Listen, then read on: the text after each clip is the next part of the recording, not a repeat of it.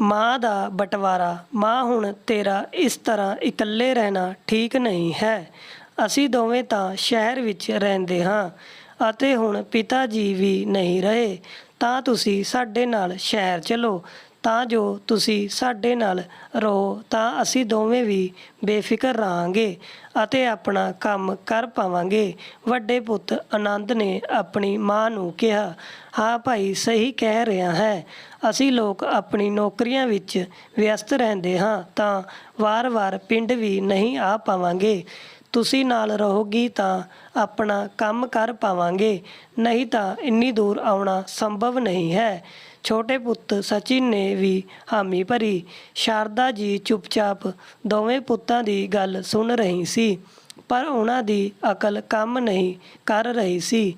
ਅਜੇ 15 ਦਿਨ ਪਹਿਲਾਂ ਹੀ ਪਤੀ ਦਾ ਦੇਹਾਂਤ ਹੋਇਆ ਸੀ ਅਤੇ ਹੁਣ ਤੱਕ ਉਹ ਇਸ ਸਦਮੇ ਤੋਂ ਉੱਭਰ ਨਹੀਂ ਪਾਈ ਸੀ। 40 ਸਾਲਾਂ ਦਾ ਹਰ ਪਲ ਦਾ ਸਾਥ ਸੀ, ਕਦੀ ਸੋਚਿਆ ਨਹੀਂ ਸੀ ਕਿ ਇਸ ਤਰ੍ਹਾਂ ਨਾਲ ਵੀ ਵਿਛੜ ਜਾਣਗੇ। ਰਜਿੰਦਰ ਬਾਬੂ ਬਹੁਤ ਹੀ ਸਾਦੇ ਸੁਭਾਅ ਦੇ ਸੀ, ਕਿਸੇ ਦੀ ਵੀ ਗੱਲ ਜਲਦੀ ਨਾਲ ਮੰਨ ਲੈਂਦੇ ਸੀ, ਦੂਜਿਆਂ ਦੇ ਦੁੱਖ ਦਰਦ ਨੂੰ ਸਮਝਦੇ ਸੀ, ਸਾਰਿਆਂ ਦੀ ਮਦਦ ਕਰਦੇ ਸੀ। ਉਹਨਾਂ ਦੀ ਪ੍ਰਸ਼ੰਸਾ ਚਾਰੋਂ ਪਾਸੇ ਹੁੰਦੀ ਸੀ। ਘਰ ਪਰਿਵਾਰ ਰਿਸ਼ਤੇਦਾਰ ਰਜਿੰਦਰ ਬਾਬੂ ਸਭ ਨੂੰ ਪਿਆਰੇ ਸੀ। ਪਰਿਵਾਰ ਵਿੱਚ ਉਹਨਾਂ ਨੇ ਜੋ ਬੋਲ ਦਿੱਤਾ ਉਹ ਸਰ ਆਖੋਂ ਪਰ ਹੁੰਦਾ ਸੀ। ਦੋਵੇਂ ਪੁੱਤ ਆਨੰਦ ਅਤੇ ਸਚਿਨ ਵੀ ਆਪਣੇ ਪਿਤਾ ਦਾ ਪੂਰਾ ਸਨਮਾਨ ਕਰਦੇ ਸੀ। ਉਹ ਆਪਣਾ ਖੇਤ ਸੰਭਾਲਦੇ ਸੀ ਅਤੇ ਉਸ ਦੀ ਫਸਲ ਨੂੰ ਵੇਚ ਕੇ ਦੋਵੇਂ ਪੁੱਤਾਂ ਨੂੰ ਪੜ੍ਹਾਇਆ ਅਤੇ ਉਹਨਾਂ ਦਾ ਵਿਆਹ ਕੀਤਾ।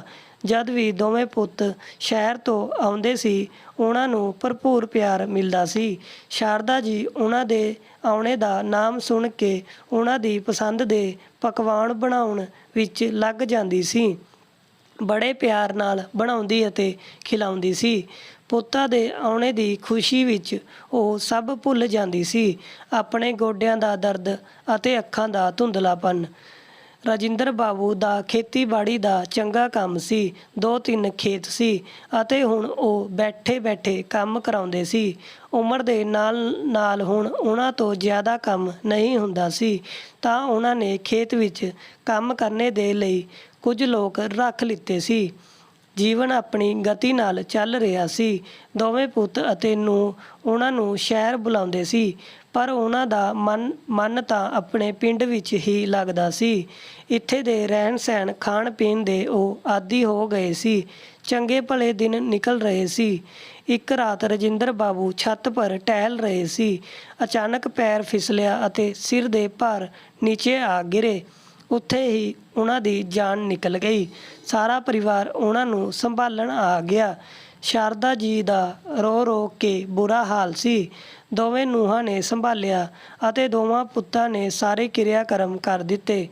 ਹੁਣ ਬੱਚਿਆਂ ਦੀ ਪੜ੍ਹਾਈ ਵੀ ਹੈ, ਸਾਡਾ ਦਫ਼ਤਰ ਵੀ। ਬਸ ਇਸੇ ਵਜ੍ਹਾ ਨਾਲ ਦੋਵੇਂ ਜਾਣੇ ਦੀ ਜਲਦੀ ਮਚਾ ਰਹੇ ਸੀ। ਸ਼ਾਰਦਾ ਜੀ ਆਪਣਾ ਘਰ ਅਤੇ ਪਿੰਡ ਛੱਡ ਕੇ ਜਾਣਾ ਨਹੀਂ ਚਾਹੁੰਦੀ ਸੀ ਅਤੇ ਪੁੱਤ ਇੱਥੇ ਰੁਕ ਨਹੀਂ ਸਕਦੇ ਸੀ। ਉਹ ਪੁੱਤਾਂ ਨੂੰ ਬੋਲੀ, ਤੁਸੀਂ ਲੋਕ ਚੱਲ ਜਾਓ, ਮੈਂ ਰਹਿ ਲਵਾਂਗੀ। ਫਿਰ ਇਹ ਘਰ ਅਤੇ ਖੇਤ ਵੀ ਤਾਂ ਹੈ, ਇਹਨਾਂ ਨੂੰ ਇੱਦਾਂ ਕਿਵੇਂ ਛੱਡ ਕੇ ਆ ਜਾਵਾਂ। 40 ਸਾਲ ਦੀ ਗ੍ਰਸਤੀ ਦਾ ਸਮਾਨ ਹੈ। ਮੇਰਾ ਸ਼ਹਿਰ ਆ ਕੇ ਤਾਂ ਰਹਿਣਾ ਸੰਭਵ ਨਹੀਂ ਹੈ।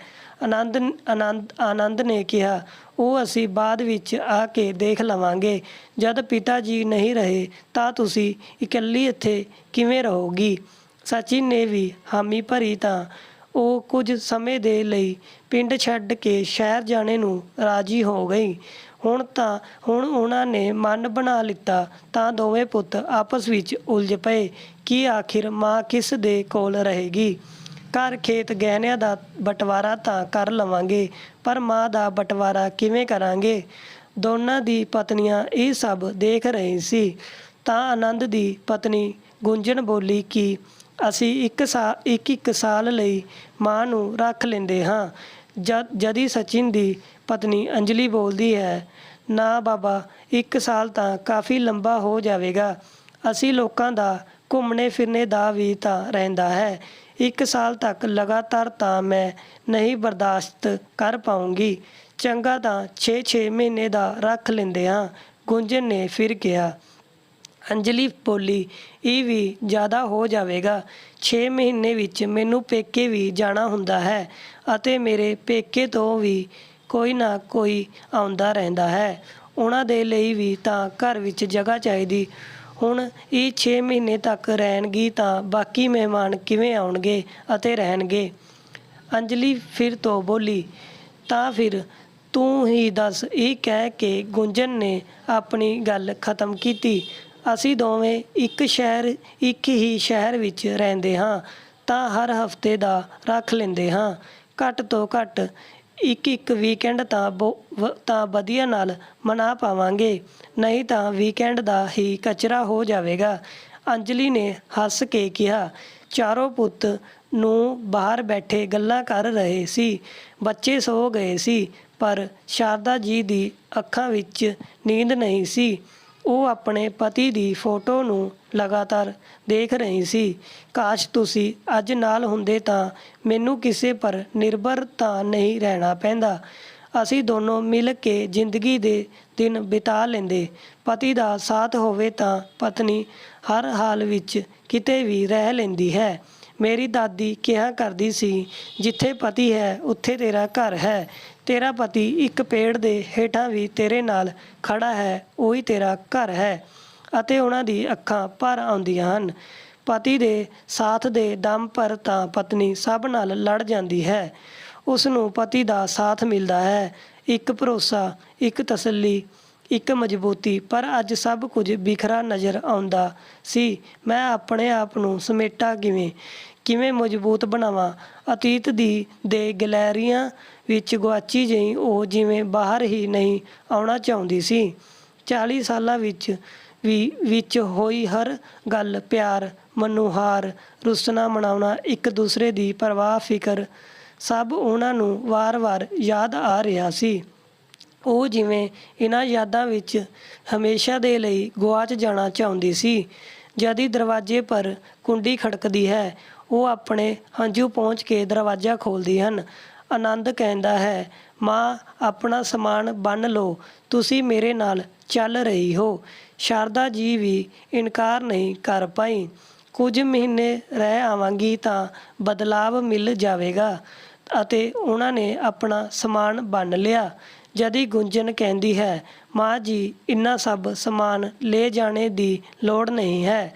ਸਿਰਫ ਆਪਣੇ ਕੱਪੜੇ ਰੱਖ ਲਵੋ। ਉੱਥੇ ਘਰ ਵਿੱਚ ਤੁਹਾਡੀ ਪੁਰਾਣੀ ਚੀਜ਼ਾਂ ਦੇ ਰੱਖਣ ਲਈ ਜਗ੍ਹਾ ਨਹੀਂ ਹੈ। ਸ਼ਾਰਦਾ ਜੀ ਨੂੰ ਗੁੱਸਾ ਆ ਗਿਆ।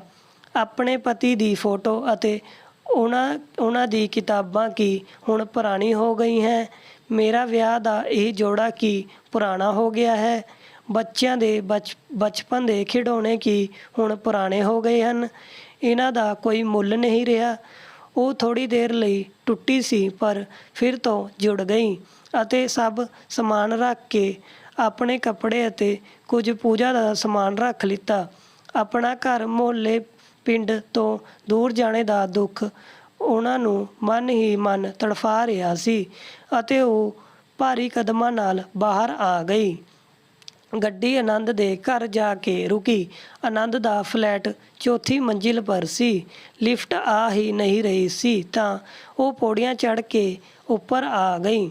ਬੜੇ ਦਿਨ ਬਾਅਦ ਚੜ੍ਹੀ ਸੀ ਤਾਂ ਸਾਹ ਚੜ੍ਹ ਗਿਆ। ਅੰਦਰ ਬੈਠਦੇ ਹੀ ਬੋਲੀ, ਨੂੰ ਪਾਣੀ ਪਿਲਾ ਦੇ, ਗਲਾ ਸੁੱਕ ਰਿਹਾ ਹੈ। ਜਦੀ ਆਨੰਦ ਬੋਲਦਾ ਹੈ, ਮਾਂ, ਉਹ ਵੀ ਤਾਂ ਸਫ਼ਰ ਕਰਕੇ ਆਈ ਹੈ, ਥੱਕ ਗਈ ਹੈ। ਰਸੋਈ ਸਾਹਮਣੇ ਹੈ ਤਾਂ ਤੁਸੀਂ ਖੁਦ ਜਾ ਕੇ ਪਾਣੀ ਪੀ ਲਵੋ। ਉਹ ਉੱਠੀ ਤਾਂ ਅਤੇ ਰਸੋਈ ਵਿੱਚ ਮਟਕੀ ਲੱਭਦੀ ਰਹੀ, ਪਰ ਉਹਨਾਂ ਨੂੰ ਮਟਕੀ ਨਹੀਂ ਲੱਭੀ। ਉਹਨਾਂ ਨੇ ਆਨੰਦ ਨੂੰ ਆਵਾਜ਼ ਲਗਾਈ ਕਿ ਇੱਥੇ ਤਾਂ ਪਾਣੀ ਦੀ ਮਟਕੀ ਹੀ ਨਹੀਂ ਹੈ। ਜਦੀ ਬੱਚੇ ਬੋਲਦੇ ਹਨ, ਦਾਦੀ, ਆਰਓ ਤੋਂ ਪਾਣੀ ਪੀ ਲਵੋ, ਇੱਥੇ ਮਟਕੀ ਨਹੀਂ ਹੈ।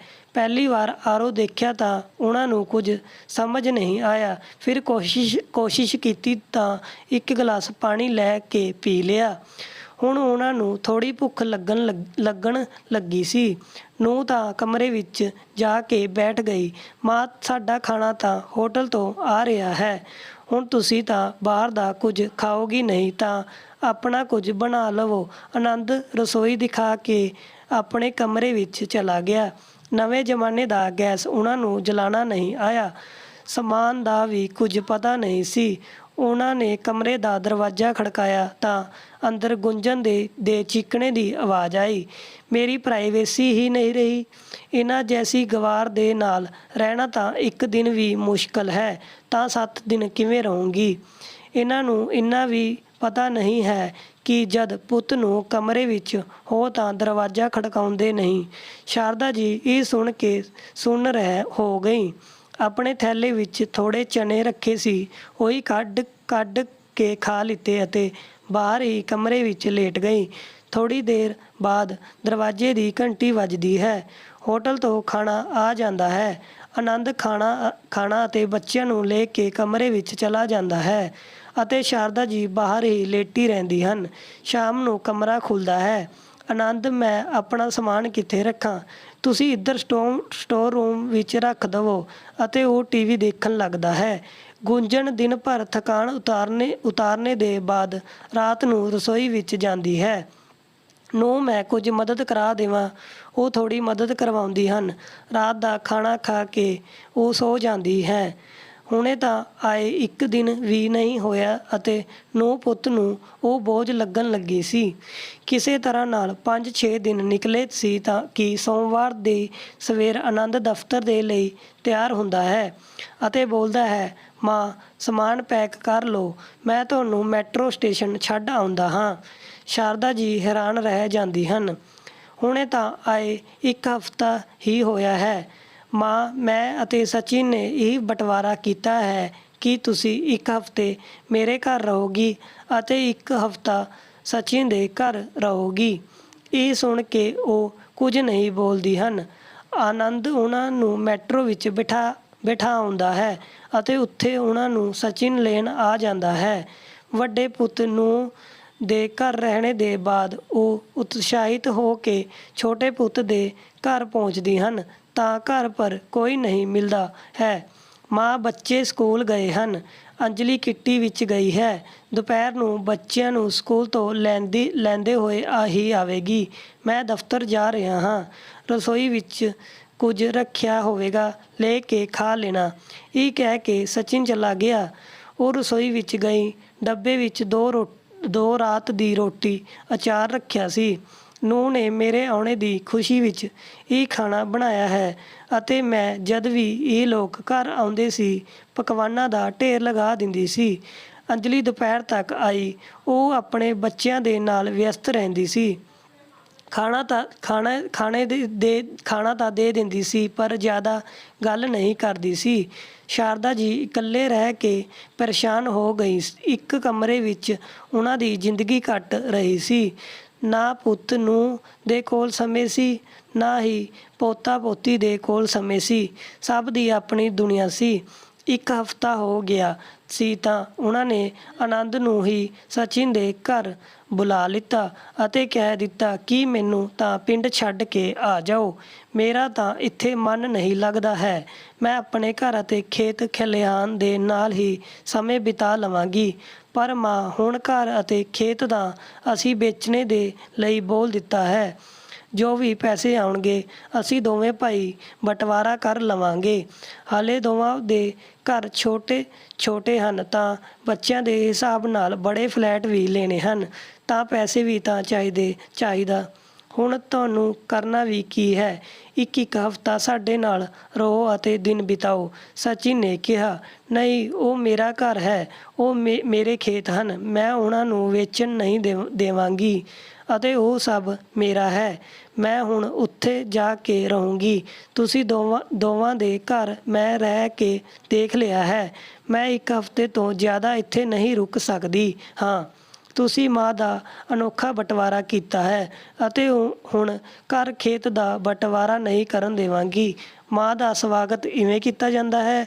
ਆਨੰਦ, ਤੂੰ ਪਰਿਵਾਰ ਦੇ ਨਾਲ ਕਮਰੇ ਵਿੱਚ ਬੰਦ ਹੋ ਕੇ ਖਾਣਾ ਖਾ ਲਿਆ ਅਤੇ ਮਾਂ ਬਾਹਰ ਭੁੱਖੀ ਹੀ ਬੈਠੀ ਰਹਿ ਗਈ ਅਤੇ ਸਚਿਨ, ਸਚਿਨ, ਤੂੰ ਪਹਿਲੀ ਵਾਰ ਤੇਰੇ ਘਰ ਵਿੱਚ ਆਈ, ਰਾਤ ਦੀ ਠੰਡੀ ਰੋਟੀ ਅਤੇ ਅਚਾਰ ਖਵਾਇਆ। ਜੋ ਮਾਂ ਤੁਸੀਂ ਸਭ ਦੇ ਲਈ ਪਕਵਾਨ ਬਣਾਉਂਦੀ ਸੀ, ਉਸਦੀ ਦੋ ਰੋਟੀ ਵੀ ਤੁਹਾਡੇ ਪਰ ਭਾਰੀ ਪੈ ਗਈ। ਤੁਸੀਂ ਦੋਵੇਂ ਪਿੰਡ ਦਾ ਘਰ ਅਤੇ ਖੇਤ ਵੇਚ ਕੇ ਨਵਾਂ ਘਰ ਲਵੋਗੇ। ਬੱਚਿਆਂ ਦੇ ਲਈ ਕਮਰਾ ਲੈਣੇ ਨੂੰ ਕਹਿ ਰਹੇ ਹੋ ਅਤੇ ਮਾਂ ਦੇ ਲਈ ਕੋਈ ਕਮਰਾ ਨਹੀਂ। ਮਾਂ ਤਾਂ ਸਟੋਰ ਰੂਮ ਵਿੱਚ ਰਹਿ ਲਵੇਗੀ ਨਾ। ਇਹ ਸੁਣਦੇ ਹੀ ਦੋਵੇਂ ਭਾਈਆਂ ਦੀ ਨਜ਼ਰਾਂ ਝੁਕ ਗਈ। ਉਹ ਕੁਝ ਨਾ ਕਹਿ ਪਾਏ। ਮੇਰਾ ਪਿੰਡ ਵਾਲਾ ਘਰ ਨਹੀਂ ਵਿਕੇਗਾ, ਨਾ ਹੀ ਖੇਤ ਵਿਕਣਗੇ। ਮੈਂ ਆਪਣੇ ਅੰਤਿਮ ਸਮੇਂ ਤੱਕ ਉੱਥੇ ਹੀ ਰਹੂੰਗੀ ਅਤੇ ਇਹ ਮੇਰਾ ਆਖਰੀ ਫੈਸਲਾ ਹੈ। ਮੇਰੇ ਜਿਉਂਦੇ ਜੀ ਤੁਸੀਂ ਦੋਵਾਂ ਨੇ ਮਾਂ ਦਾ ਤਾਂ ਬਟਵਾਰਾ ਕਰ ਦਿੱਤਾ, ਪਰ ਮੇਰੇ ਘਰ ਅਤੇ ਖੇਤਾਂ ਦਾ ਕੋਈ ਬਟਵਾਰਾ ਨਹੀਂ ਹੋਵੇਗਾ। ਮੇਰੇ ਮਰਨੇ ਦੇ ਬਾਅਦ ਜੋ ਚਾਹੇ ਕਰ ਲੈਣਾ। ਤੁਸੀਂ ਮੇਰੇ ਪਿੰਡ ਦੀ ਟਿਕਟਾਂ ਕਰਾ ਦਿਓ। ਮੇਰਾ ਤਾਂ ਤੁਸੀਂ ਦੋਵਾਂ ਦੇ ਘਰ ਦਮ ਘੁੱਟਦਾ ਹੈ। ਮੈਂ ਇੱਥੇ ਨਹੀਂ ਰਹਿ ਸਕਦੀ ਹਾਂ। ਮਾਂ, ਅਸੀਂ ਗੱਡੀ ਤੋਂ ਛੱਡ ਆਉਂਦੇ ਹਾਂ। ਦੋਵੇਂ ਭਾਈ ਬੋਲੇ, ਰਹਿਣ ਦਿਓ। ਜੋ ਮਾਂ ਨੂੰ ਭਰਪੇਟ ਖਾਣਾ ਨਹੀਂ ਖਿਲਾ ਸਕਦੇ, ਜੋ ਮਾਂ ਦੇ ਕੋਲ 2 ਘੜੀ ਬੈਠ ਨਹੀਂ ਸਕਦੇ ਹਨ, ਉਹ ਮਾਂ ਦੇ ਲਈ ਆਪਣਾ ਕੀਮਤੀ ਸਮੇਂ ਕਿਉਂ ਬਰਬਾਦ ਕਰ ਰਹੇ ਹਨ। ਮੈਂ ਚਲੀ ਜਾਵਾਂਗੀ। ਅਤੇ ਸ਼ਾਰਦਾ ਜੀ ਨੇ ਆਪਣਾ ਸਮਾਨ ਜਾਣੇ ਦੇ ਲਈ ਬੰਨ੍ਹ ਲਿਆ। ਦੋਸਤੋ, ਪਿਤਾ ਦੇ ਜਾਣੇ ਦੇ ਬਾਅਦ ਮਾਂ ਦਾ ਬਟਵਾਰਾ ਪਹਿਲਾਂ ਹੁੰਦਾ ਹੈ। ਮਾਂ ਨੂੰ ਕੌਣ ਰੱਖੇਗਾ, ਕਿੰਨੇ ਸਮੇਂ ਦੇ ਲਈ ਰੱਖੇਗਾ, ਇਸ ਪਰ ਬੜੀ ਬਹਿਸ ਹੁੰਦੀ ਹੈ। ਪਰ ਸੱਚ ਤਾਂ ਇਹ ਹੈ ਕਿ ਮਾਂ ਦੀ ਇੱਛਾ ਹੋਣੀ ਚਾਹੀਦੀ ਕਿ ਉਹ ਕਿਸ ਪੁੱਤ ਦੇ ਨਾਲ ਅਤੇ ਕਿੰਨੇ ਦਿਨਾਂ ਤੱਕ ਰਹਿਣਾ ਚਾਹੁੰਦੀ ਹੈ। ਮਾਂ ਨੂੰ ਬੰਧਨ ਵਿੱਚ ਬੰਨ੍ਹਣਾ, ਉਹਨਾਂ ਦਾ ਬਟਵਾਰਾ ਕਰਨਾ ਠੀਕ ਨਹੀਂ ਹੈ। ਸੱਚ ਹੀ ਕਿਹਾ ਗਿਆ ਹੈ, ਬਟਵਾਰਾ ਸਿਰਫ ਵਸੀਅਤ ਪਰ ਹੀ ਨਹੀਂ ਰੁਕਦਾ। ਹੁਣ ਮਾਂ-ਬਾਪ ਵੀ ਵੰਡ ਦਿੱਤੇ ਜਾਂਦੇ ਹਨ ਵਸੀਅਤ ਦੀ ਤਰ੍ਹਾਂ। ਧੰਨਵਾਦ ਜੀ। ਸਟੋਰੀ ਕਿਵੇਂ ਲੱਗੀ ਲਾਈਕ ਕਮੈਂਟ ਕਰਕੇ ਜ਼ਰੂਰ ਦੱਸਿਓ ਜੀ।